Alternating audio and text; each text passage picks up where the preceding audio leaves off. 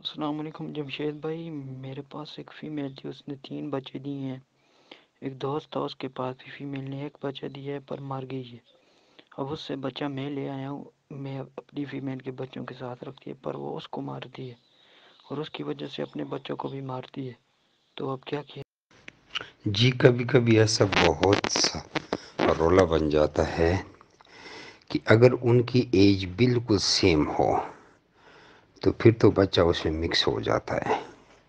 پھر اس کا طریقہ یہ ہے کہ آپ فیمیل کو پنجرے سے نکال لیں گے اور وہ جو نیا بچہ ایک ہے دو ہے وہ ان کے ساتھ چھوڑ دیں گے۔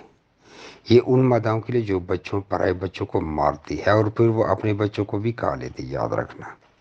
پھر وہ کنفیوز ہو جاتی ہے میرے اپنے بچے کون سے ہیں۔ تو اکثر تو شریف مادائیں ہوتی ہیں، ہم تو رکھتے رہتے ہیں، لیکن اکا دکا مادی ایسا آ جاتی ہے، ہمارے تجربے میں آیا، بالکل آپ کی بات بجا ہے۔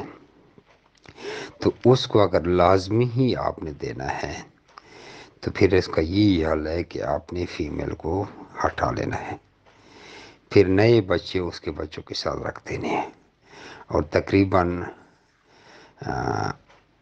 10-12 گھنٹے تک فیمیل کو بچوں کے پاس نہیں جانا دینا۔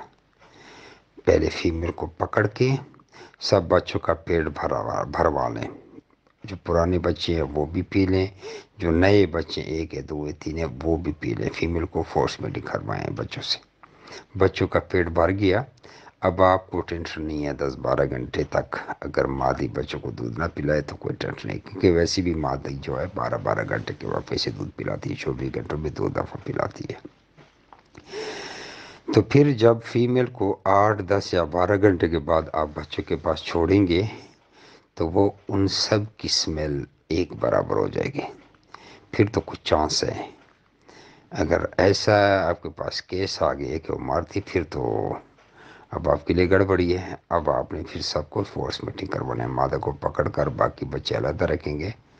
بس صبح ایک دفعہ 8 بجے ٹائم ریکارڈ کریں، 8 بجے دودھ پلوائیں، پھر 12 بجے دودھ پلوائیں، کیونکہ اب اس مادہ کا خطرہ ہے۔